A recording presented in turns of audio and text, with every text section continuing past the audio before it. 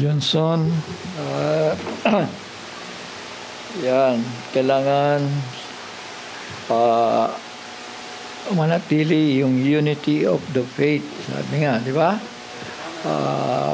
Parehong espiritu. Pag parehong espiritu, may pagkakaisa sa mga aral at katuruan. Tama po? At sabi pa ni Pablo sa first, anak, pwedeng pikiangat lang. Kuya Net, huwag na lang pakita ito. Ganyan lang. Yan. Gandito lang. Yan.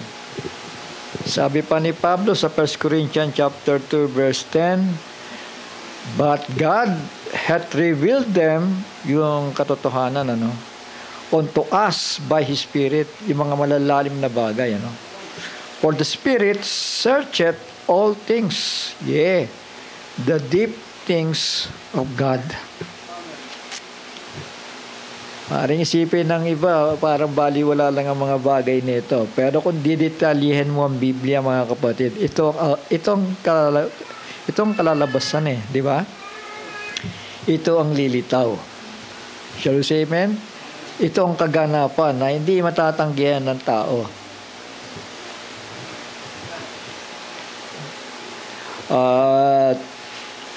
Maging sa Leviticus chapter 20 verse 15 to 16, ito'y kautosan ni Moises to. Kautosan ng Diyos na ibinigay kay Moises. Paman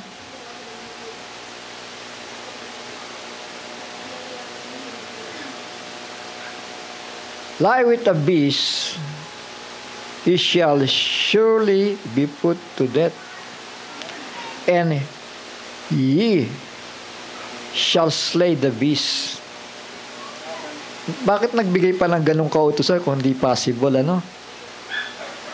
Tama? Shall we say amen? Huwag natin gawing mga Panginoon Diyos kasi maraming hindi makatanggap sa katotohanan At dito sa verse 16, Leviticus chapter 20 verse 16, and if a woman approach unto any beast and lie down thereto, thou shalt kill the woman, and the beast, they shall surely be put to death. Their blood shall be upon them. Shall we say amen? Huwag natin gawing mga Diyos na magbibigay siya ng kautusan na ganyan na hindi naman pala posible mangyayari. Tama ba? So marami mga scholars, hindi nila matanggap yung bagay na yan, mga kapatid. Pero sa mga simpleng mananampalataya, sabi nga, ito ang bagay na ihayag ng Diyos sa atin sa pamamagitan ng Espiritu, sapagkat sinasaliksik ng Espiritu ang lahat, kahit ang mga lihim ng Diyos. Tama? Kung ikaw ay may taglay na Espiritu ni Kristo, meron kang Espiritu ng Diyos, naghahanap ka ng liwanag Naghahanap ka ng katotohanan. Tama po ba? Hinahanap mo lagi yun. Parang gusto ko pang lumago, gusto ko pang matuto sa Panginoon. Ano nga ba yung pinagbabawal na kanin doon? Kasi sabi ng relihiyong ko nung araw, may apple bakit kain naman kami ng apple? Hindi naman kami nagkakasala. So, say amen? So, yun po ang nasa kautusan. Nagamit ni Adan yan, sex for pleasure, at ni Eva. Shall we say amen? Na dapat for reproduction purpose lamang po yun. Naisumpa siya, pati yung pagkain. Nabago Di ba? Ang pinapakain po ay yung puno na merong mga binhi. Tama? Let's say example, apple. Example Hindi pa ulit kainin ng apple. Yung mga grapes, ay yung masasarap. Yung orange, masasarap yan. Yun ang pagkain ng tao. Pero sa hayop, ang pagkain talaga ng hayop ay yung herbs. Tingnan nyo Genesis chapter 1 verse 30. And to every beast of the earth, and to every fowl of the air, and to everything that creepeth upon the earth, wherein there is life, I have given every green herb for meat. And it was so. Di ba? Shall we say amen? Anong pagkain ng mga beast, ng mga hayop, ng serpente, ng leon, ng tigre, ng yung matangkad, yung giraffe, ang kakainin nila, herb. Tama. Ngayon, bumaliktad Nung nahulog ang tao, ang pinakain sa kanya, yung pagkain ng mga hayop. Tama. Anong sabi niya sa pag-asawa? Herb shall be your meat. Di ba? Kasi yan ang makakabuti sa inyo kasi nahulog na kayo Mahina na ang katawan nyo. Kailangan magsilakas kayo. Di ba? Humihina ang katawan ninyo. Kainin ninyo yung kinakain ng mga hayop. Yun ang sumpa sa kanila. At ang nangyari, pati ang kahayupan na isumpa. Naniniwala ba kayo? Naisumpa ang mga hayop. Sige po, bago po ako magtuloy-tuloy, kasi the same message lang naman ito. Sinusugan ko lang yung message ni Brother Johnson, pero the same topic yung ibibigay ko sa inyo.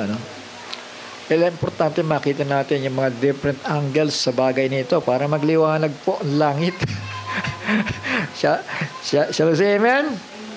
Importante magliwanag at liliwanag pa. Ama naming banal at makapangyarihan sa lahat, minsan pa salamat sa araw na ito na patuloy mo kaming minamolde at tinuturuan sa landas na dapat naming lakaran, sapagkat tanging ang katotohanan lamang ang makakapaglinis sa aming pagkatao, Panginoon, sapagkat ito magbibigay ng tunay na pananampalataya katulad ni Abel at ng kanyang magulang na alam ang katwiran at tamang handog ang inialay at hindi tulad ni Cain na bagaman utusan sa tamang handog at alay ay hindi magawa at hindi maganap, Panginoon. Kaya salamat, Panginoon, sapagkat patuloy mong binubuksan ang aming kaisipan at binibigyan kami ng kauhawan upang patuloy pa naming alamin ang mga kayamanang natatago kay Kristo, Panginoon. At yan ang kapahayagan, kaunawaan, revelasyon, at mga bagay na hindi maaring mapantayan ng mga material na bagay. Salamat po sa araw na ito. Samahan mo ang bawat isa sa amin at kung kami may mga katanungan, Panginoon, sa aming isipan, Panginoon, naway ikalma mo kami, Panginoon, at bigyan ng kapakumbabaan kung meron mang ang ilan na hindi pa naunawaan sa bagay nito, sapagkat ikaw ang magbibigay liwanag sa mga anak mo, Panginoon, sa araw na ito. Minsan pa sa pangalan ni Yahushua HaMashiach, ang iyong pinahiran ni Israel. Salamat po. Shall we say amen? Amen and amen. So, yan po ang nangyari, mga kapatid.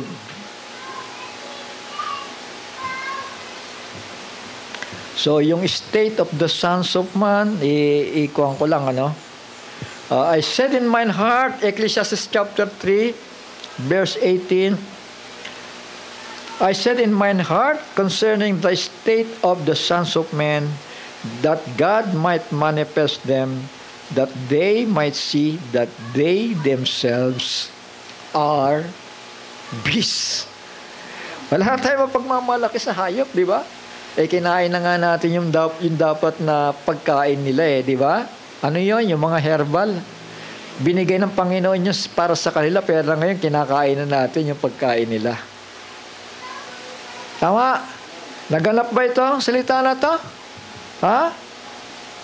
That they might see that they themselves are beasts. Yung English pang basahin nyo, wag yung Tagalog, Nauna po kasi yung English yun ang tutulay sa Biblia. Yung English, tama. Yun ang tutulay sa Biblia.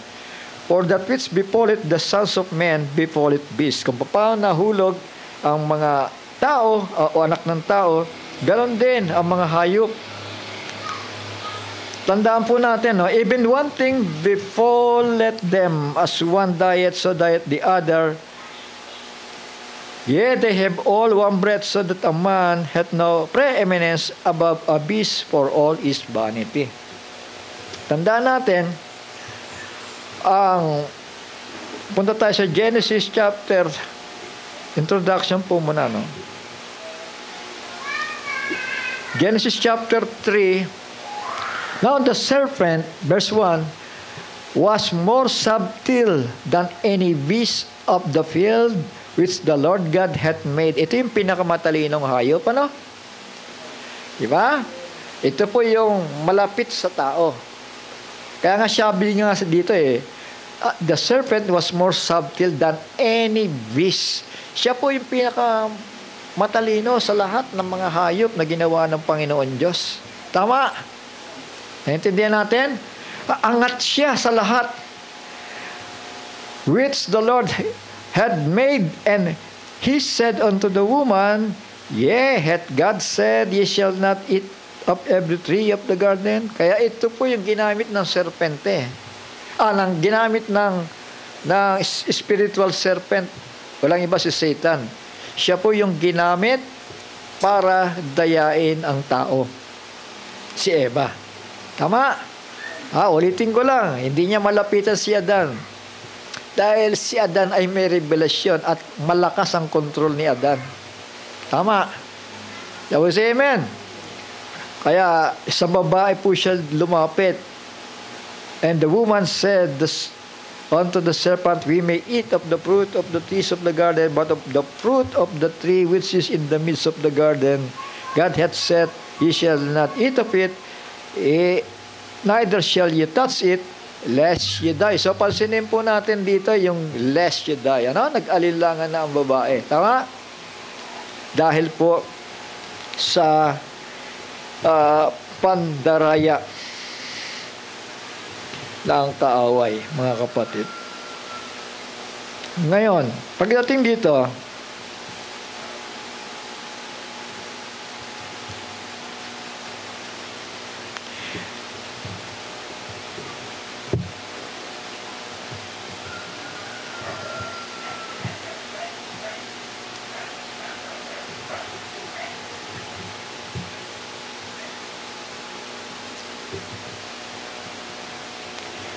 so verse 13 muna. And the Lord God said unto the woman, chapter 3, verse 13, And the Lord God said unto the woman, What it is that thou hast done?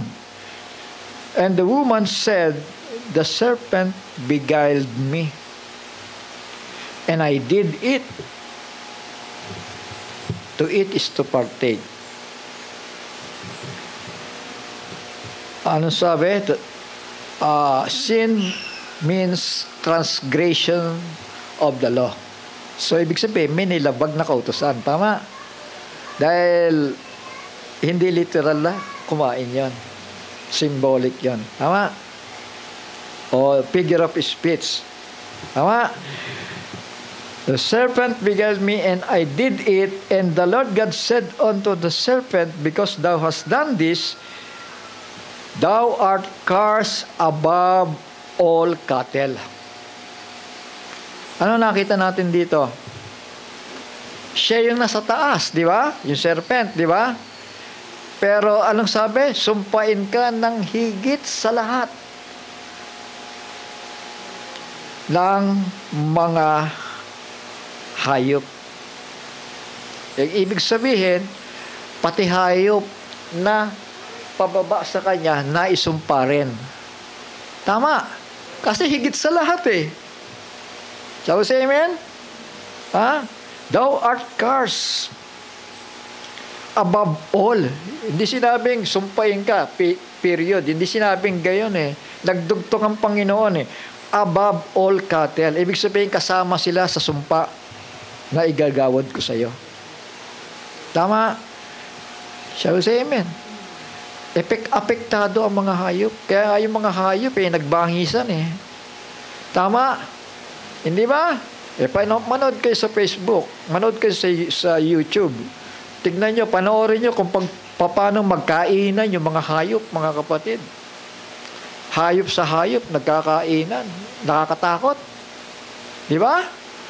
Na ganun may makakasama kang uri ng mga hayop, mga kapatid. Because thou hast done this, thou art cursed above all. And above every beast. Ayan. Ito, binanggit pala yung beast dito. Above every beast of the field. Every. Upon thy belly shalt thou go, and thus shalt thou eat all the days of thy life. So ito, mga kapatid. Pinakakawawa itong serpente. Dahil nasa taas siya, dilagay ngayon siya sa ilalim. Tama? Shall we say amen? Thou art cursed above all cattle and above every beast of the field. Upon thy belly shalt thou go. Kasi kung yung serpente, dati nang gumagapang na ganon, di ba? Sasabihin lang naman niya sa Diyos di bale, dati naman akong gumagapang na. Di ba? Shall we say amen? Ewan ko ba, bakit nilagay ng mga scholar dito? Ahas pa rin Di ba? Dapat serpent, hindi ahas. Tama ba? Naalala ko doon sa bahay na yan na ginagawa, may nagkikwento yung katulong, naglilinis dyan.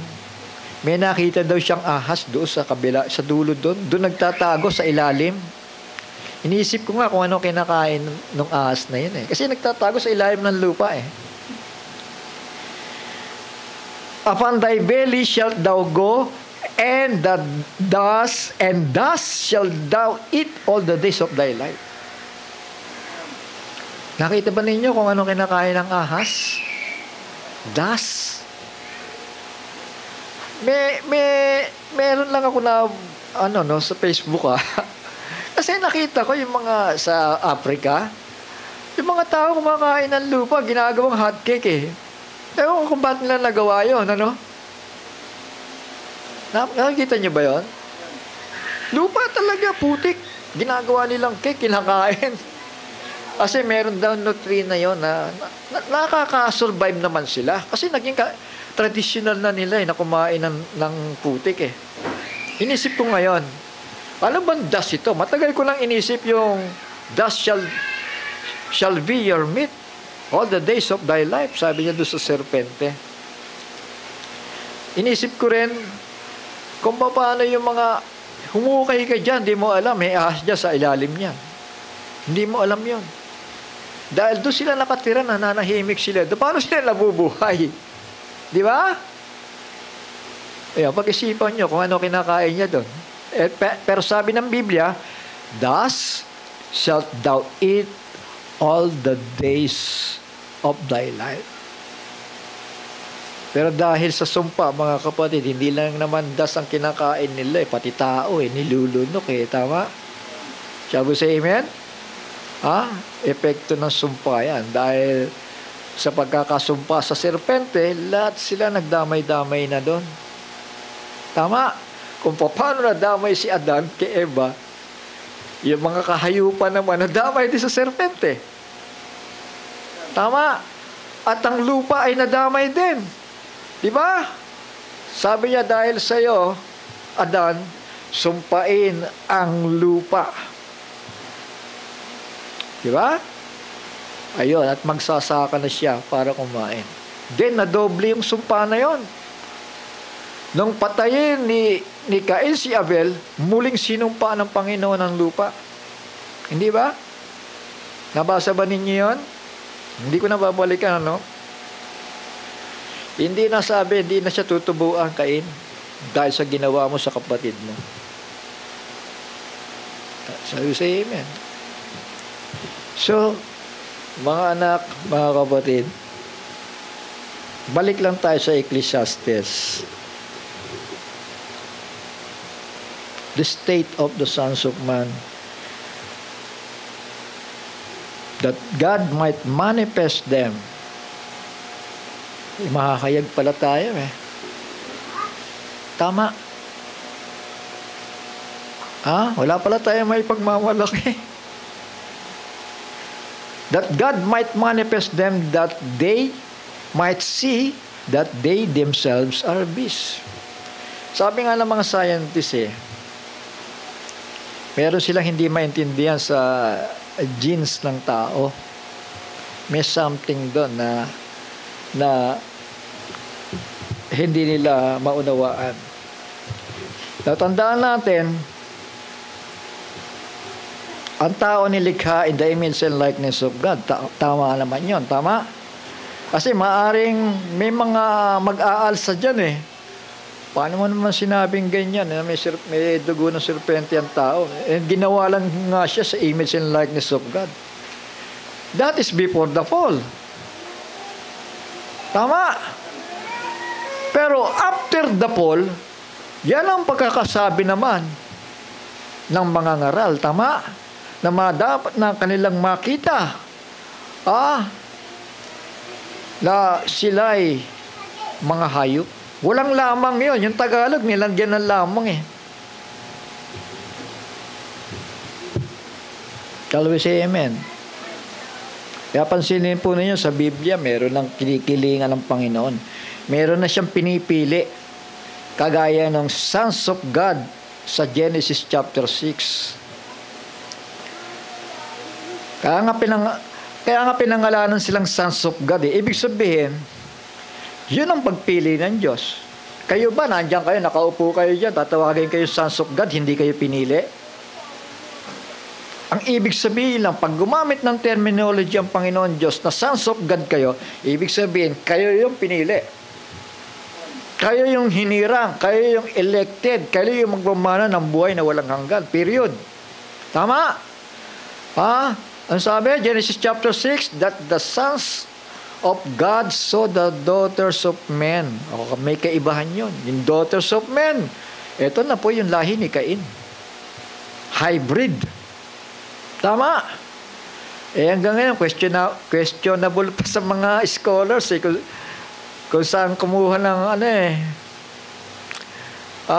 kung paano nagkaroon ng bagay na yan na daughter, sabihin natin daughters of mo, sabi nila angel daw yun. Nag-asawa sa sons of God. O yung sons of God daw ang angel. Yung vice versa natin. Sons of God, angel daw yun. Mga kapatid, mga anak ni Adan yun, kay Eva. Yung daughters of man, kay Cain naman yun. Saan siya kumuha ng asawa? Ulitin ko lang. Di dun din sa anak na babae nung mag-asawa. Eva at Adan. Naintindihan po natin? Shall we say amen? Ang problema lang, dahil ang gene na kukunin ay yung sa lalaki. Yung lalaki yung serpente. Yung Cain si Cain lalaki.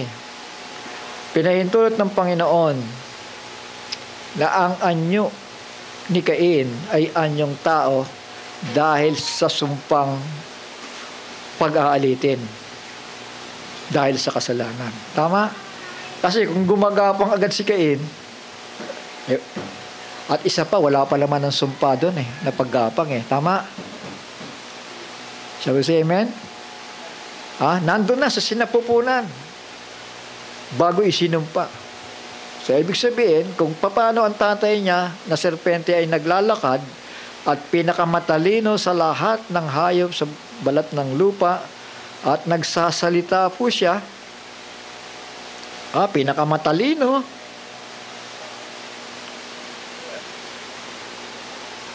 Mga kapatid, at dahil nga doon, yung pagkahulog ng tao at dahil upright nga ang serpente, si Cain ay upright. Ang kaibahan lang balahibuhin. Tama ba? Kaya mga tanong niya sa lahi ng tao, bakit may makinis? Yung iba balbasin, di ba? Kaya say amen? Ay galing nga doon tayo ay hybriding na mga kapatid. Ang mapalad na lang kung ang gene na makukuha mo doon ay yung gene ni Adan. Tama. Dahil yung gene ni Adan, yun ang may pananampalataya, spiritually. Kasi yung physical, na hybrid na yung physical eh. Pahamak na, flesh and blood cannot inherit the kingdom of God. Malinaw yun, mga anak, mga kapatid. Hindi na siya qualified. Maliban to sa sons and daughters of God. Kaya ni-rapture na sila dun eh. Sa Genesis.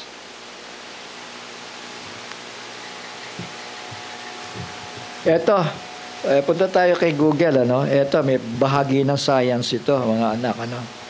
How similar is animal and human DNA? Yung tanong yun. Kasi itong tanong na ito, after the poll na to. What is DNA? Ay, yung definition ng DNA. DNA stands for deoxyribonucleic acid. Ang hirap bigkasin, ano? Deoxyribonucleic acid. Yan yung ibig sabihin ng DNA. It is the genetic information inside the cells of the body that helps make people who they are. So, yung pagkakilanlan. Yung lahi. Think of DNA as instruction for how to make the body, like the blueprints for a house. So, kaya naman na po ang tumuklas na mas malalim pa dito, no? As a result, we share roughly 90% of our DNA with mice, dogs, elephants.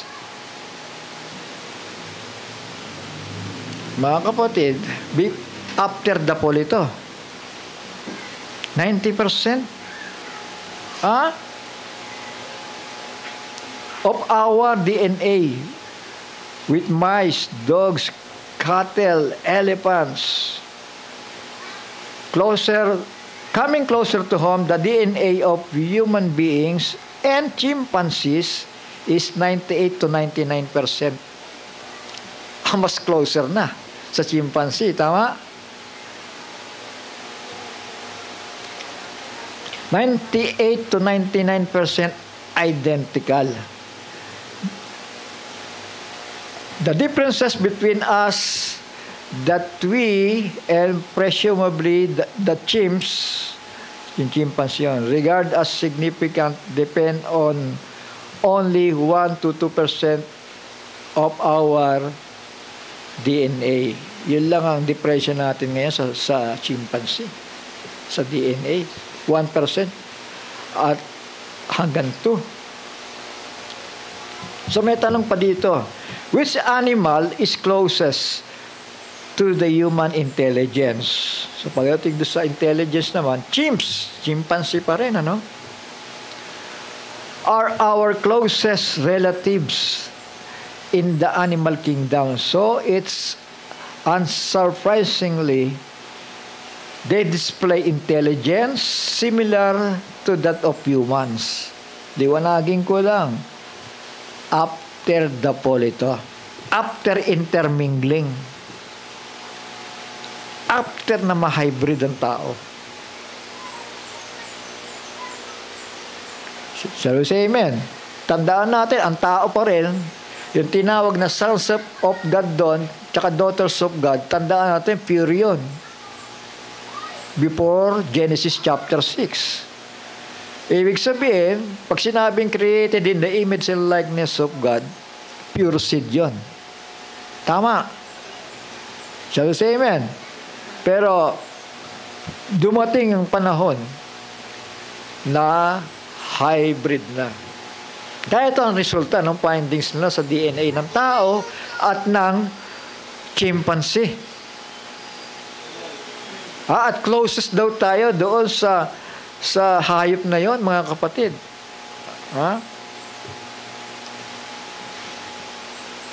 Chimps, ayan.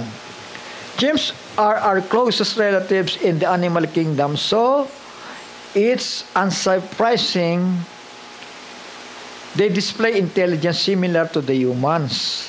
Chimps fashion spears and other tools, display a wide range of emotions, and recognize themselves in a mirror. Nakakaintindi sila, oy, ako yan, sa mirror. Chimps can learn sign language to communicate with humans. Ulitin ko, after the poll ito, ha? Kasi mahirap tanggapin talaga ito na may bahagi tayo ng chimpanzee. O kaya ganon ang katayuan ng tao. Kaya nga sabi nga ng Ecclesiastes, malinaw naman yun eh. Tama. Wala tayong preeminence sa mga beasts, sabi nga. So what are the three similarities between chimpanzees and humans? Here are some ways that chimps and humans may be more alike than we realize. Ano yung isa? Empathy. Chimpanzees are capable of feeling a wide range of emotions, including joy, happiness, and empathy. Respect for elders. Chimpanzees respect their elders. Marunong palang gumalang ito, chimpanzee. Di ba? At may Facebook naman kayo eh. Di ba? Napapanood nyo. Minsan nagpapapicture pa, di ba? Picture. Mga ganun pa yung uso. O yun, tapos halik pa doon sa babae. At alam niya pumosisyon eh. Di ba? Kung saan siya pupunta eh. Maakbay. Kung saan sasabihin ng photographer. Di ba? At tumatawa, marunong ngumiti eh. Di ba? Pag medyo nakakatawa, tawa rin siya eh. Di ba? So, ibig sabihin, after the fall, liliwanagin ko sa inyo, after the fall yan, ha? Huwag niyo ma-misinterpret yan, ha? Baka maya, nag-iisip kayo. Nag-iisip kayo. After the fall yan. Pero nung likhain kayo, sa image and likeness of God, hindi kayo ganon. Malayo yun. Tama, kasi ang chimpanzee ay hayop. Kayo ay tao in the image and likeness of God. Sabi si Amen. Tama. Huwag kayong magdaramdam. Baka misinterpret ninyo. Ngayon lang yon. Kaya kailangan natin ng Redeemer eh. Tama. At nasa dugo natin na mahay ang kasalanan. So kailangan natin ang magpapatulo ng dugo. Parang mabawi tayo sa Panginoon Diyos. Mas sanctified tayo through the blood. Shall we say amen? Through the blood of the Lamb. Kaya nga ang mga Hudyo patuloy nag-aalay ng kordero ng tupa. Diba? Si Abel nag-aalay ng kordero. Shall we say amen? Dahil may revelation siya na eto ang ating manunubos. Behold the Lamb of God that take away the sin of the world. Si Kristo po yun, mga kapatid. Respect for elders. Chimpanzees respect their elders. Ito pa, a love for fun and play. Chimpanzees definitely know how to have fun. Ayan, di ba? Nakikita naman natin yan, di ba? Kitang-kita naman, di ba? Sabi nga nila, kitang-kita naman eh, yun o. Pag pinapanood mo siya, yung mga pwesto niya, mga kapatid, minsan matatawa ka na rin maisip mo, gaano katalino yung chimpanzee na yan, na ginawa ng Panginoon. Pero mas matalino si serpente kumpara sa chimpanzee. Tama ba? Amen. So yun, yung ganong uri, mga kapatid. Serpente, then chimpanzee, then yung mga iba pang balahibuhin na nakatayo. Kaya ng mga unggoy, mga kapatid. Alam nyo, missing link ito Missing link. Sabi na nga ng mga scientists, ang tao daw, galing sa unggoy. Paano? Unggoy pa nga rin yun Tama, ang tao nanatiling tao. Pero yung unggoy nanatiling unggoy. Tama, hindi lang nila matrace kung sino diyan sa mga upright na yan. Dahil binago na ng Panginoon yung kanyang forma. Tama, hindi nila matrace na doon sa serpente, pinagapang na nga eh. Nawala na yung link, kaya nga naging missing link na nga. Yung serpente, yung dugo niya, pumasok sa dugo ng tao. Kaya nga pansinin niyo sa Genesis, sa panahon ng paglikha, yung sons of God doon, separated sila. Doon lang nagkaroon ng sons of God. Physically. Pure seed. Physically. Then, pagdating ng flood, mga kapatid, dahil nag-intermingling na, lahat ng isisilang doon, wala nang tatawagin sons of God doon physically. Puro sons of men. Tama? At kailan ulit tayo tatawaging sons of God? Pag tayo'y pinanahanan na spiritually, pag pinanahanan tayo ng Espiritu ni Kristo, doon na tayo tatawaging sons and daughters of God. Tama. But still, flesh and blood will not inherit the kingdom of God. Anong tinutukoy doon? Yung espiritu natin, ready na siya. Tama. May kaligtasan na siya. At nililinis hanggang sa palitan ng maluwalhating katawan itong physical nating anyo. Maliwanag ba yun? Yung mga naging tanong naman, punta tayo sa mga naging tanong ng mga kakilala ko nung araw, mga Pentecostal. Kasi hindi sila maniwala eh. Alam nyo, si Kibuloy, naniwala sila dyan na may serpent seed. Kaya may binabanggit siyang patuloy na serpent seed eh. Hindi ko lang alam kung paano niya pinapaliwanag yung bagay na yun. Ano? Pero alam natin na malaki ang paglihis ni Kibuloy. Doon pa lamang sa Godhead. Kaya kahit na may bahagi siyang unawa about serpent seed, pero sa Godhead, bagsak siya, mga kapatid. Iyan ay false teachings. So, yung puntahan natin yung kalagayan ng twins, no?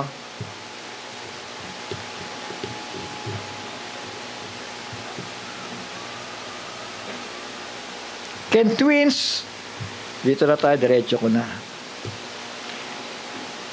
Can twins have different fathers? Ang kambal ba ay pwedeng magkaroon ng dalawang tatay? Kasi pag sinabi mong twins, dalawa yon, di ba? O higit pa, di ba? Pwede ba siyang magkaroon ng dalawang tatay? In rare cases, fraternal twins can be born from two different fathers in a phenomenon called heteropaternal superfecundation. So yun, hindi ko na ulitin, ang hirap bigkasin eh. Twins with different father, is it common? So yun na naging tanong.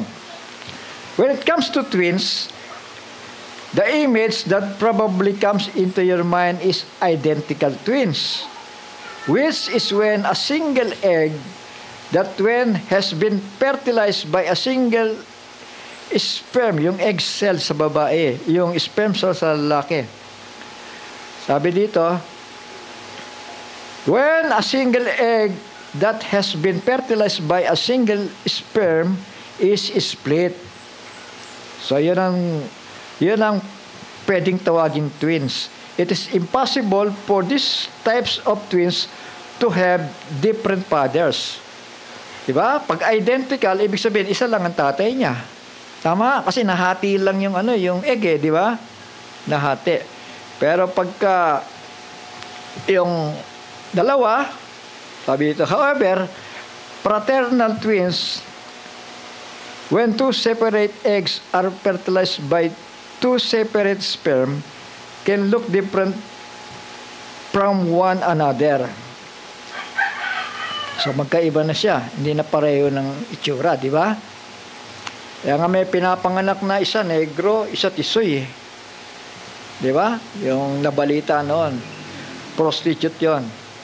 Only about 19 heteropaternal superfecundation cases worldwide, meron 19 cases daw, have been reported to date. So, while it's not common, it's definitely possible for twins to have different fathers in a phenomenon called heteropaternal superfecundation. Yan. Ito na naman yung ito na naman yung terminology. How heteropaternal superfecundation occurs. Ayan. When twins have different fathers. Yung kambal, may magkaiba. It's actually extremely rare.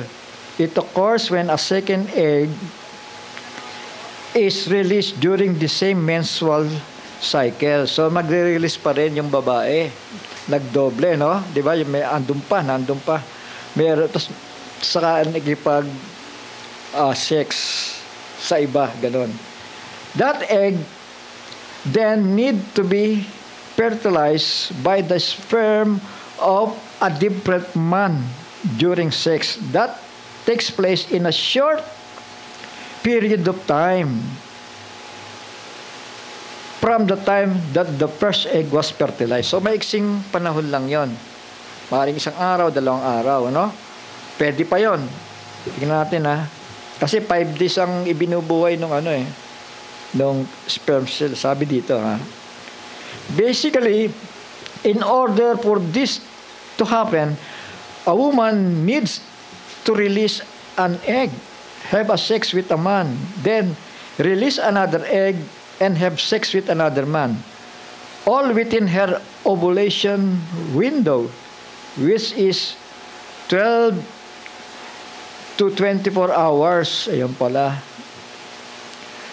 From the release of an egg. However, since sperm can live in the body for roughly 5 days, the timeline can be extended.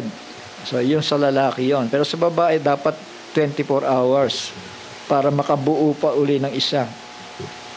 Paternity testings after twins are born, fraternal twins already look different from one another. Hindi na magkamukha yun. Kasi magkaibang tatay, tama? Kagaya si Cain, si Abel, si Esau, si Jacob, mga kapatid. Pero si Esau, iba ang gene kay Jacob. Kasi sa tiyan pa lamang kinapuutan na ng Panginoon si Esau. Minahal na niya sino? Si Jacob. Shall we say amen? Since they are born from 2 different eggs, fertilized with 2 different sperm, so there's no quick way to determine if they are from different fathers. However, one way to figure out if twins have different father is with a paternity test after the twins are born. So may testing po doon sa kambal, that a DNA paternity test which will determine if a man is a child's biological father can be done quite easily after the twins are born in one of 2 ways. The test can either a blood test or a cheek swab. So yung cheek swab, yung sinaswab na ganon. It must be done for both twins and fathers in question. laboratory, will then run a test and confirm who the Father is. So, pwede pala makilala kapag ka nangyari yung bagay na yan na nagsabay yung itim at yung puti. Di ba? Alangan naman, pag isinilang sila, aangkinin ng negro yung puti. Malabo yun. Tama. Shall we say amen? Ang malinaw doon, yun ay anak ng, pag maitim, natural, anak ng negro yun. Maitim di ba? Kasi sa DNA yun, di ba? Shall we say amen? At yung puting bata, natural, doon sa isa yan. Sa tunay na asawa. Sabihin na natin kung ganun man yun, mga kapatid. So, pati ang science, mga kapatid, ay sumasang-ayon sa bagay na ito. Shall we say amen? At hindi po ito katang-isip lamang, kundi realidad po ito. Ang Panginoon ay hindi mapupuot sa kasalanan kung hindi ito makaka-apekto sa creation. Tama? Kasi pwede silang i-welcome uli. Pasok lang kayo. Ano ba nangyari? Parang may kasalanang hindi ikamamatay si Eva kay Adan. Halimbawa, kung hindi ikamamatay, patuloy silang papasok doon sa tree of life. Tama? Hindi ikamamatay Pero kung ikamamatay na yung nagawang kasalanan, mga kapatid, sinerhan na ng Panginoon ang pintuan ng langit. Tama? Sinerhan na ang pintuan ng tree of life sa halamanan ng Eden. Yung tree of life, which is the presence of God, doon po sa halamanan. Nandun siya, nakikipag-fellowship sa tao. Shall we say amen?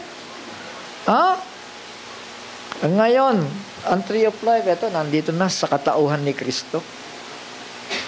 Shall we say amen? Ang presence of God nananahan kay Kristo na walang sukat.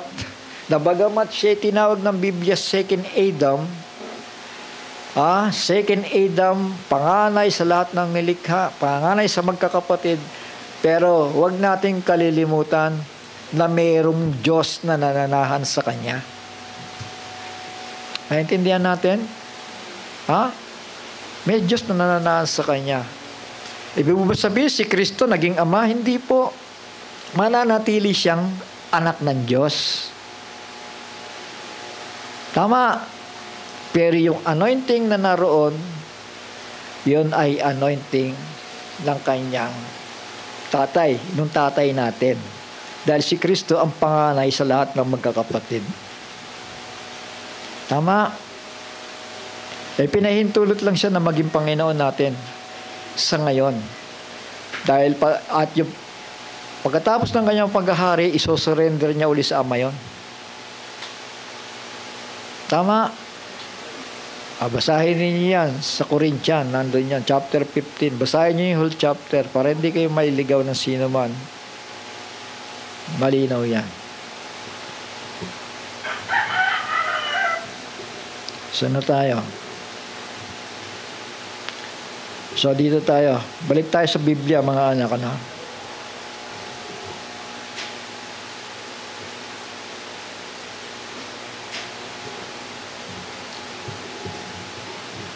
Maaga-aga pa naman.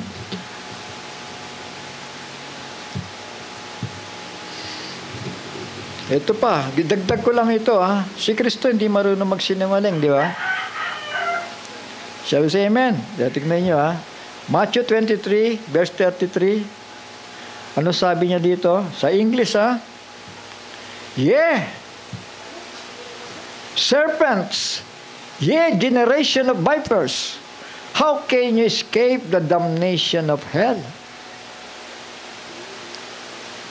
Mga kapatid, yung mga Parseyo, Saduseyo, yung mga bulaang propeta, tinawag niyang mga serpente kayo. Serpente ang ginamit ni King James. Yun ang tama, serpent, di ba? Nanalayti sa inyo yung dugo ng inyong magulang. Kaya nga, nagre-reklamo sila eh. Meron kami mga anak ni Abraham. Di ba? Pero sabi ni Kristo, kayo sa inyong amang dyablo. Pero hindi naman nanganganak yung dyablo eh. Tama, physically. Tell me say amen. Ha? Dahil spirito siya eh. Hindi pwedeng mag-asawa ang flesh at yung spirit. Hindi po pinapahintulot ng Diyos yun. Walang ganon. Ha? Wala pong ganon. Ang tinutukoy lang ng Panginoon doon, lahi kayo ng serpente. Literally. Dahil nananalaytay sa inyo ang dugo ng hayop na isinumpa. Dahil sa inyong pag-uugali. Alam nyo, yung lahi ng mga Pariseo sa Saduseo na yan, ano? Mga ngaral yan eh. Who unto you, scribes and Pharisees, hypocrites, because ye build the tombs of the prophets and garnish the sepulchre of the righteous, and say, if ye had been in the days of our fathers, you would not have been partakers with them in the blood of the prophets. Wherefore, ye be witnesses unto yourself that ye are the children of them which killed the prophets. So ito, masasakit na salitang inabot nila kay Kristo. Fill ye up then the measure of your fathers. Yan.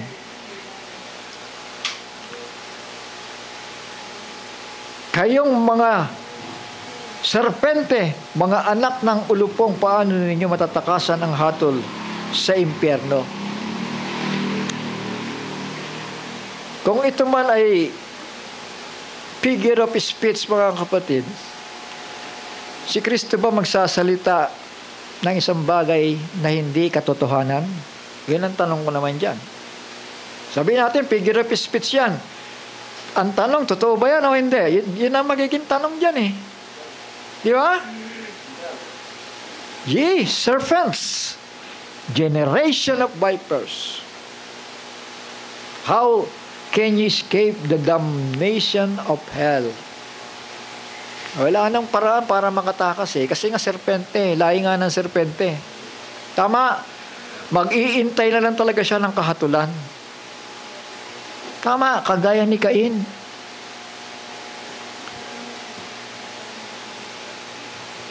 Mga kapatid, is there unrighteousness with God? Yun ang tanong ngayon. Meron bang kalikuan sa Panginoon Diyos? Dahil sa mga bagay na yan. Natural, ang tao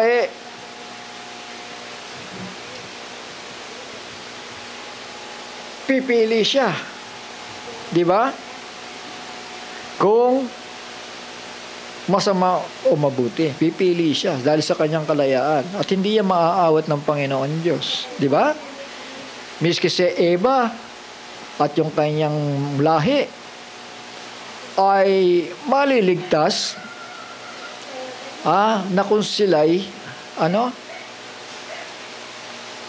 magpapatuloy sa pananampalataya, magiging banal, magiging mabuti, at may pagpapakumbaba o kaamuan. Yan, kaamuan ang tamang ginamit, So, magandang susi yung kaamuan. Kaya lagi tayong maamo. Minsan, nagagalit lang tayo dahil tao tayo, nakakaramdam tayo ng pressure. Nangyayari yon. Pero tandaan ninyo, may kasalanang hindi ka mamatay. Naintindihan natin? Ang mabigat, kung ang kasalanang ginawa mo ay makakamatay. Yun ang nakakatakot. Tama po? May kasalanang ikamamatay at may kasalanang hindi ikamamatay.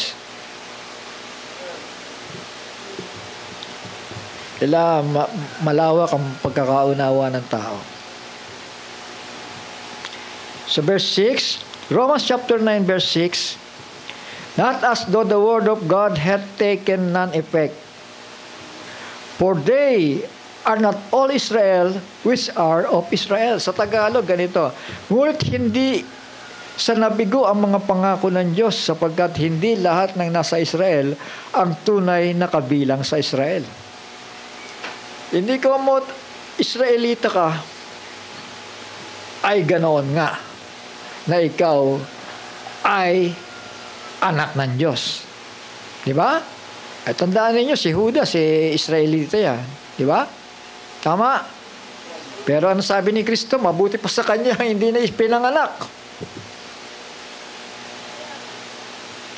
Hindi rin lahat ng kaapu-apuhan ni Abraham ay tunay niyang mga anak. Naintindihan natin? Ngunit sa pamamagitan ni Isaac, tatawagin ang iyong mga kaapu-apuhan. Bay kay Isaac pala.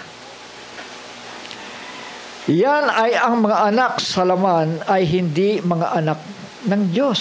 So, iba yung anak sa laman. Ha? Ngunit ang mga anak ng pangako ay tinuturing na kaapu-apuhan. Yung pinangakuhan. Dahil may foreknowledge sa Panginoon Diyos kung sino sa kanila. Tama? Tapos, amen? Sapagkat ito ang salita ng pangako. Sa panahong ito ay darating ako at isang anak na lalaki ang maibibigay kay Sarah. Darating ang Panginoon. At this time will I come. Sabi ng Panginoon yun. Ano? May quote yun. And Sarah shall have a son. Si Sarah, asawa ni Abraham. Tama? Nagkaalak ng Isaac. Tama ba ako? Ayan. And not only this, but when Rebecca, sino si Rebecca? Asawa ni Isaac. Tama ba ako? Rebecca also had conceived by one, even by our father Isaac. O, Tagalogin na lang natin. Sapagkat ang mga anak ay hindi pa isinisilang at wala pang nagagawang mabuti o masama upang ang layo ng Diyos ayon sa pagpili ang manatili. Hindi dahil sa mga gawa, kung hindi ay dahil sa Kanya na tumatawag. So dahil sa, depende sa Diyos, tama? Na tumatawag, na nakakakilala sa Kanyang mga anak. Tama? Na pinangakuan. Sinabi sa Kanya, ang mas matanda ay maglilingkod sa mga bata. So yun ang batas ng Panginoon Diyos, yung elder. Ito, elder natin siya. Pero bumaliktad dito. Ang mas matanda ay maglilingkod sa mga bata. Sino yun? Si Esau. Kasi tinanggihan niya yung kanyang pagkapanganay eh. Tama? Tinanggihan niya yung kanyang pagkapanganay. Saan? Sa pamamagitan ng santasang sopas. Ano sabi niya kay Jacob? Sige, sa'yo na yung pagkapanganay. Pakainin mo na lang ako ng sopas, di ba? Ano yan? Anong kaugnayan niya sa pananampalataya, mga kapatid? Binaliwala niya ang mahalagang bagay. Shall we say amen? Kasi kapag kapanganay ka, ang kayamanan ay ikaw ang magiging tagapag-ingat. Panganay eh. Si Kristo panganay. Pero ang kaibalan dito ni Jacob at ni Esau,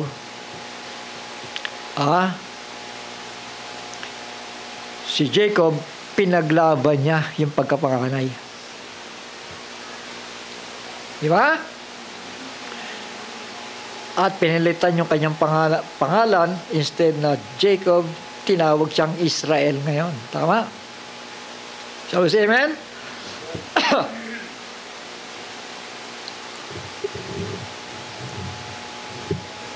Tingnan niyo to. Sa verse 12, sinabi sa kanya, ang mas matanda ay maglilingkod sa mas bata. Tulad na nasusulat, iniibig ko si Jacob, ngunit kinamuhian ko si Esau. Ano yan? Diba? Sa tiyan pa lamang yon.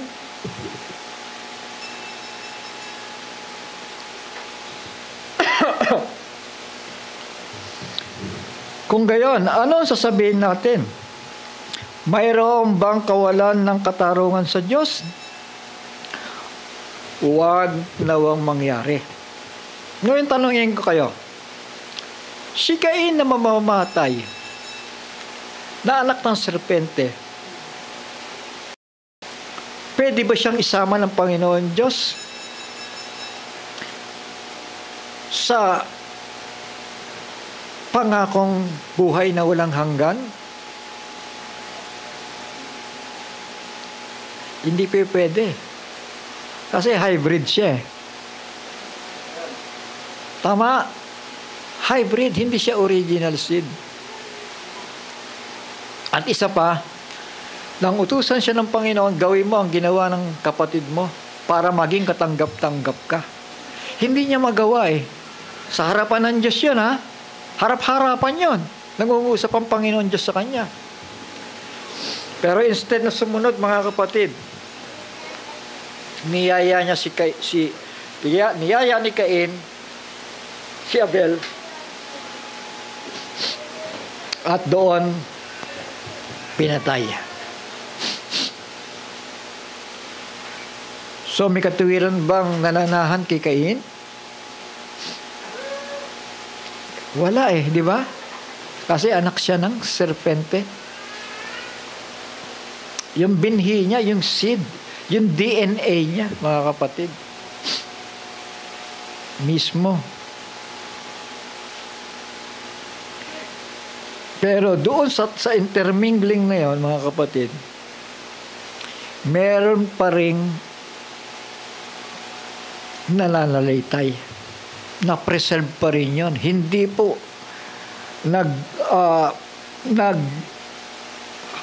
halo-halo po doon yung mga binhi na yon. Kundi separated pa rin. Dahil may isisilang na masama at may isisilang na mabuti. Naintindihan natin? So, sa malalimang pag-aaral yan ng DNA, kayo na po pagsaliksik nun, ano? Kasi hindi naman ako scientist, hindi naman ako historian. Kayo na po. Pero ang maliwanag sa Biblia, si Cain hindi kasama sa lahi ni Adan. Nakuha niyo naman yung versikulo, di ba? Hindi siya sinama. Di na malinaw doon. Ngayon, bakit kinapuutan ng Panginoon Diyos si Esau? Ano sa palagay ninyo?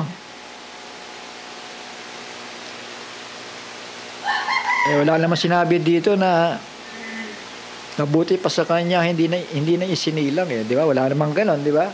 Basta sinabi lang ng Panginoon,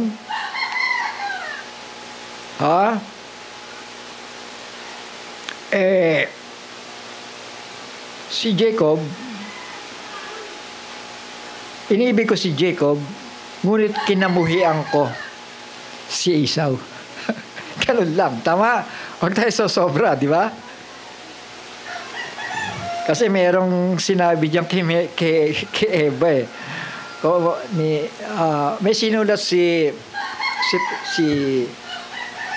Pablo na kung sila magpapatuloy sa panganganak, sa paggawa ng mabuti, sa pananampalataya, sa kabanalan, at sa kaamuan, sila'y maliligtas. Tama? Shall we say amen? Ibig sabihin, gawin mo yung ginawa ng kapatid mo. Gawin mo yung iniutos niya para maligtas ka. Ganun lang yun, tama. Hindi mo naman pwede sabihin na, hindi ko na pala kailangan mag-Bible study kasi alam ko, binhi ako ni Adan eh. Eh di ba tinawag silang sons of God? Kaya ligtas din ako kasi son of God ako eh. Ang tanong kasi dyan eh, nanampalataya ka ba? Yun ang tanong ngayon, di ba? Yun ang magiging tanong. Kaya nga, the just shall live by faith. Faith in God. Yung pagtanggi ni Cain, yung pagtanggi ni Esau, mga kapatid, pagbabaliwala yan eh. Tama? Shall we say amen? Kaya yung mga matapos makarinig at magbabaliwala, mga kapatid, sa mensahe, hindi nila pinahahalagahan ang salita ng Diyos. Shall we say amen? Huwag kayo may inip sa mga approach kung paano ina-approach ang mensahe, mga anak. Dahil wala na tayo sa panahon ng preaching eh. Nandun na tayo sa tinatawag na third fool. Teaching the Word of God. Itinuturo, hinihimay-himay na sa inyo ang salita ng Diyos. Hindi na kayo pinapagalitan. Tapos, amen? Tapos na tayo doon. Minumulot na lang sa inyo ang liwanag para maintindihan ninyo kung ano ba nangyari.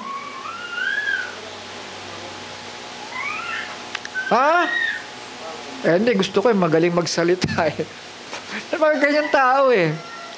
Mas gusto pa yung magaling mag-English eh. Mga kapatid, we are in the input of Ham.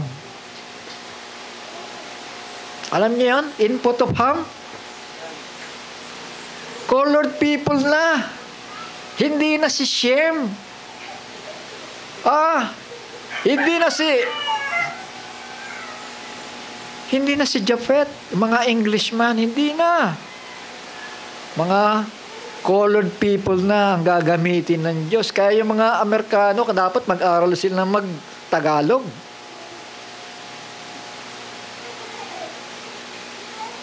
O mag-aral sila ng mga lingwahe na mauunawaan nila ang mensahe kung gusto nila maligtas. Kasi wala nang tisoy na gagamitin eh.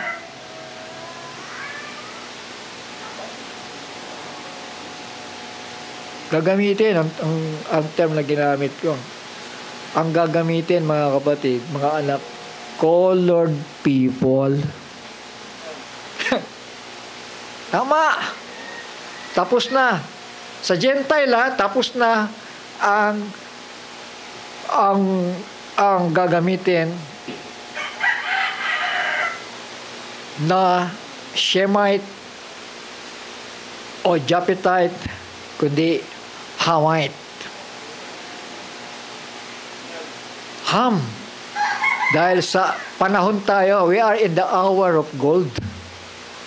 Nasa panahon tayo ng gininto ang pananampalataya. Ibig sabihin, binubuksan na ang mga hiwaga ng Biblia. Sabi sa amen? Binubuksan. Yung ibang hinahanap, yung pampangiliti ng tenga eh. Gusto kong magsalita, ang galing magpaliwanag, ang galing magsalita, ang galing pa mag-English. Ang tanong, may katotohanan ba? Yung Ed Lapis na yan, napaniwala nga ako dahil ang galing magpaliwanag eh. Sa bandang dulo pinag-away si Yahweh, siya kasi LL yun eh. Hindi niya alam, iisa lang yun. Mga kapatid, di ba may kanta? El Shaddai, El Shaddai, El Elyon and Adonai. Tapos sabi pa nila, purihin si Yahweh. Si Yahweh El Shaddai. Masyado siguro nasaktan si Bilardi dyan, no?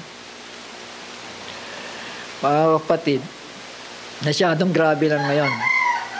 Kahit terminolohiya lang yan, o pangalan. Dahil ang pangalan ng Panginoon ay Yah.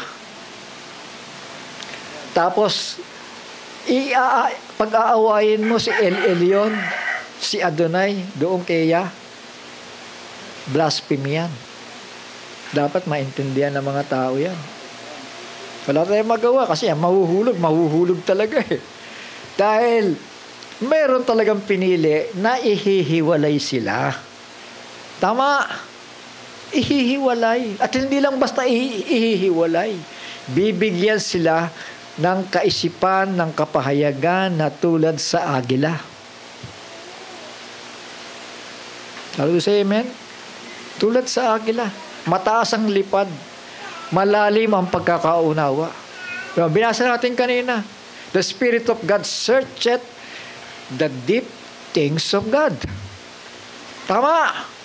Hindi lang basta salvation yan, kundi yung mga malalalim na bagay ng Diyos. Paglilinis, perfection. Mga anak, mga kapatid, yun ang panahon kinabubuhayan natin. Verse 12, it was said unto her, the elder shall serve the younger. So bumaliktad na kasi tumanggi yung tumanggi si Esau As it is written, Jacob I have loved, but Esau I have hated. Sabi ng Panginoon niya. Sa 14, what shall we say then? Is there unrighteousness with God? Bakit siya pumipili? Bakit pinili niya agad si Kaya yan naging tanong ni Pablo Meron bang kalikuan sa Panginoon Diyos na pinili niya si Jacob? Bakit hindi niya binigyan ng pagkakataon? Actually, lahat ng tao binibigyan ng pagkakataon ng Panginoon Diyos. Tama? Kung paano si Cain, binigyan ng pagkakataon yan. Pero hindi niya ginawa. Tama? Alam niyo, yung lahi ni Esau, yan yung mga pumapatay sa Israelita. Yan yung kaaway ni Israel ngayon, yung nakapalibot doon Mga lahi ni Esau yan Agree ba kayo? Yung mga kaaway ni Israel ngayon. What shall we say then? Is there unrighteousness with God? Anong sagot ni Pablo? Huwag nawang mangyari. God forbid. Ibig sabihin, matuwid talaga ang Panginoon Diyos. Tama? Kahit sabihin niyang si Judas nga, sabi ni Kristo, mabuti pa sa kanya na hindi na isinilang. Yung ganong pananalita ba, may katuwiran si Kristo? Di ba? Kasi magiging tanong yan Panginoon, bakit mo nasabi yan? Mabuti pang hindi na sinilang. Hindi ba tao rin yan na pwede magsisi? Kasi, nakasulat na. Tama. Shall we say amen? Na siya ibebenta. Nino? Ni Judas. Tama. May magkakanulo sa kanya. Kaya sabi niya, mabuti pa sa kanya na hindi na isinilang. Ibig sabihin, mapapahamak siya sa kanyang ginawa. Tama po? Tulad ni Cain. Malinaw na yan. Ito po'y predestination na ang Diyos lamang ang nakakaalam nito, Sabi si amen? Hindi natin alam. Pag pinag-usapan ng predestination, kung sino ang nakapredestina sa buhay na walang hanggan, Diyos lamang ang nakakaalam nun. Tama po? At yung bunga ng Espiritu na nasa inyo, doon madidetermine, doon sa DNA ninyo, spiritually, na kapag kayo namumunga ng katwiran, namumunga ng mabuti, pinipili nyo ang katwiran, pinipili nyo ang buhay na walang hanggan.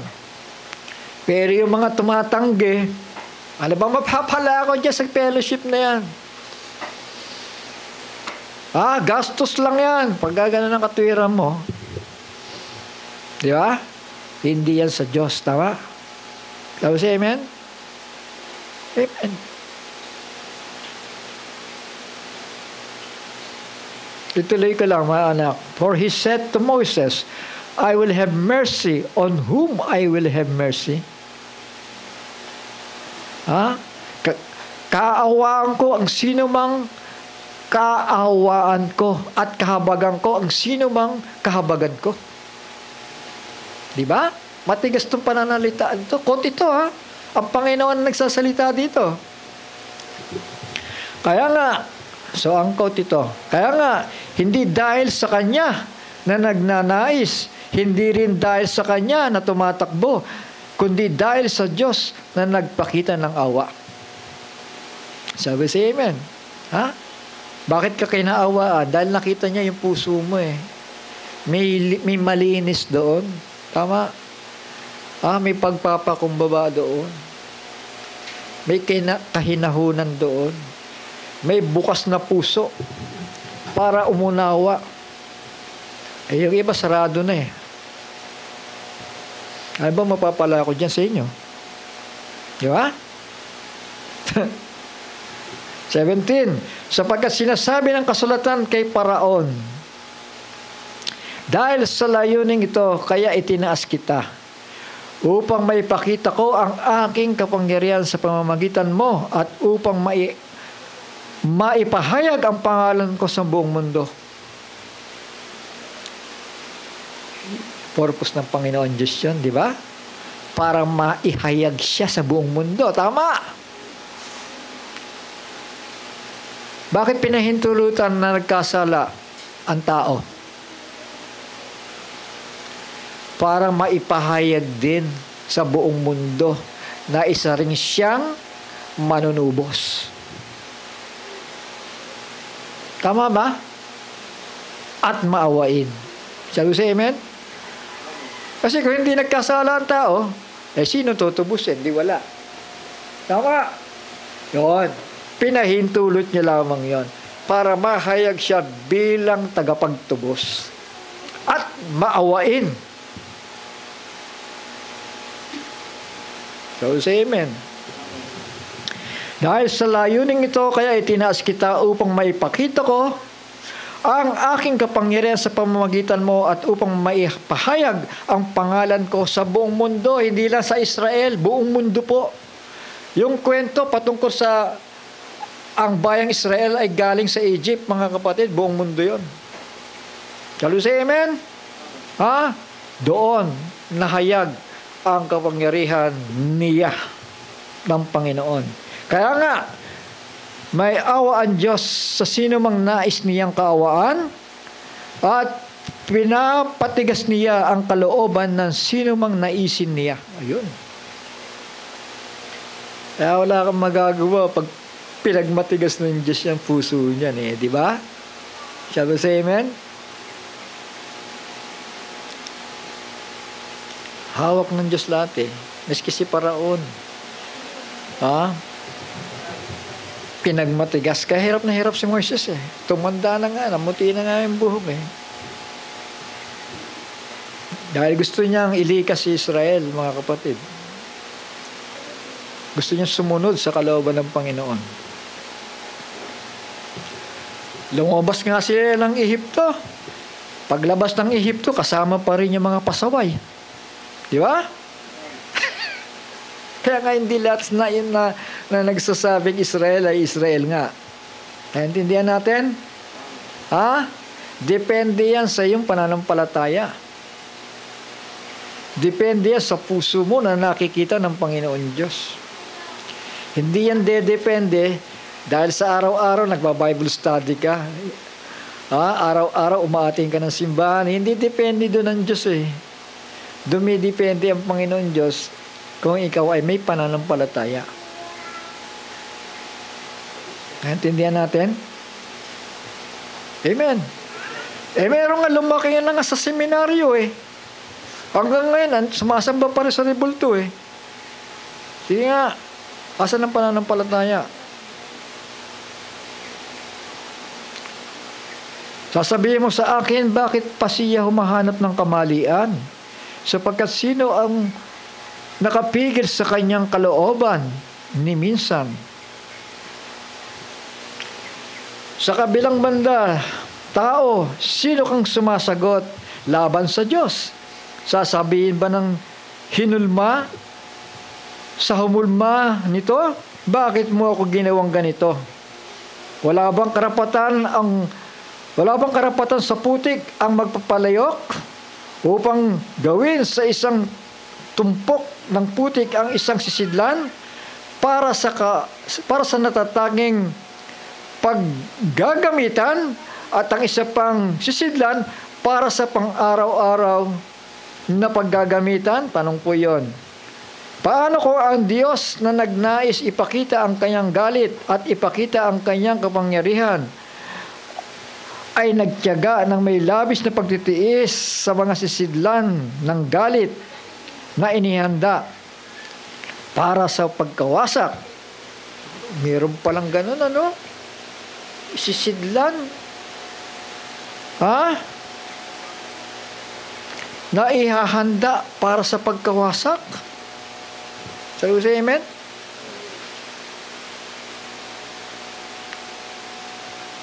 At paano kung ginawa nito upang mahayag ang kayamanan ng kanyang kaluwalhatian sa mga sisidlan ng awa na noong pa ay inihanda na niya para sa kaluwalhatian? Yun ang inihahanda. Tama?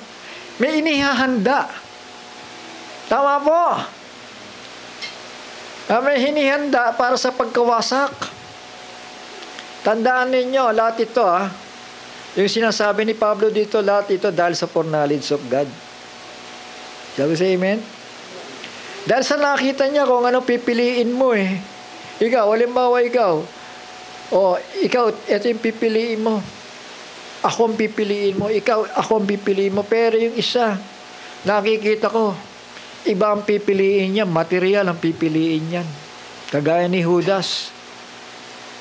Ang pinili yung yung 30 pirasong pilak. Tama ba? Eksakto ba yun? Yun. Ang pinili niya. At paano kung giniwa niya ito upang mahayag ang kayamanan ng kanyang kaluwalhatian sa mga sisidlan ng awa? Kayo yon, yung sisidlan ng awa na noong pa ay inihanda na niya para sa kaluwalhatian. Paano kung ginawa rin ito para sa atin na tinawag din niya? So, sa atin naman ito, Gentiles. Hindi lamang mula sa mga Hudyo, ngunit mula rin sa mga Hintil. Gaya rin na sinasabi niya sa Hosea, tatawagin kong mga tao ko ang mga hindi ko dating mga tao at minamahal na hindi dating minamahal. At sa lugar na pinagsabihan sa kanila, hindi ko kayo mga tao, doon ay tatawagin silang mga anak ng Diyos na buhay. Diba? Tayo yun, yung mga maruruming hayop, kumbansagan, mga kapatid. Pero ito po yung mystery para sa Israel na tayo po ay magmamana ng buhay. Maganda ba yun? Amen. Isinisigaw ni Isaias ang tungkol sa Israel. Kung ang bilang ng mga anak ni Israel ay sindami ng buhangin sa dagat, mangyayari na ang nalalabi lamang ang maliligtas. Sabi sa amen. May labi lamang, Brother Johnson. Meron mga itinago sa ilalim ng lupa sa panahon na yan ng Great Tribulation. Sila lamang ang maliligtas doon sa panahon na yan. Sapagkat hindi magtatagal, lubusan lang tutuparin ng Panginoon ang kanyang salita sa daigdig. You see, yung judgment yun. Dito yun. Saan? Dito. Dakilang kapighatian. Sapagkat hindi magtatagal, lubusan kong tutuparin. Lubusan nang tutuparin ng Panginoon ang kanyang salita sa daigdig. At ito ay gaya ng sinabi ni Isaias noon, kung hindi magtira o nagtira ng mga binhi sa mga binhi ang pagkakabanggit dito sa Tagalog, pero yung English ganito. And as Isaiah said before, naghula si Isaias, except the Lord of Shabbat, sino yun? Si Yahweh, had left us a seed. Isa lang di ba? Nung tinagalog, dumami na. Di ba? Naintindihan natin? Kailangan bantayan din ninyo yung Tagalog nyo. Ano? Sino yung asid na yan? Si Kristo. Pero say amen. Ha? Sino yung Lord of Sabbath? Siya. Or Yahweh. Si El Shaddai, si El Elyon, si Adonai, si El Rapa. Sabi sa amen? Ha? Et marami siyang katangian, mga kapatid. Ha? Except the Lord of Sabaoth had left us a seed, we had been as Sodoma, and been made like unto Gomorrah. What shall we say then? That the Gentiles, which followed not after righteousness, have attained to righteousness, even the righteousness of faith. Ayun, by faith. By faith. Sino mang sumampalataya ay hindi mapahama, kundi magkaroon ng buhay na walang hanggan. Tama po? Ha? By faith. At matapos mong sumampalataya at magpabautismo at magsisi sa pangalan ni Yahushua HaMashiach, pananahanan ka ng Espiritu ni Kristo. Yan ang sealing of the Holy Spirit. Titira sa iyo yan para linisin ka. Dahil yung katawang lupa mo, marumi yan. Flesh and blood cannot inherit the kingdom of God. Pero yung Espiritu mo, pag pinanahanan ni Kristo, yan ang buhay na walang hanggan. So, say amen? Huh? But Israel, sabi dito, which followed after the law of righteousness, had not attained to the law of righteousness. Wherefore, because they sought it not by faith. See? Parang si Cain. Yung karamihan din sa kanila. Tama? But, as it were by the works of the law, parang sumusunod lang sila sa works of the law. Pero walang faith sa kanilang puso.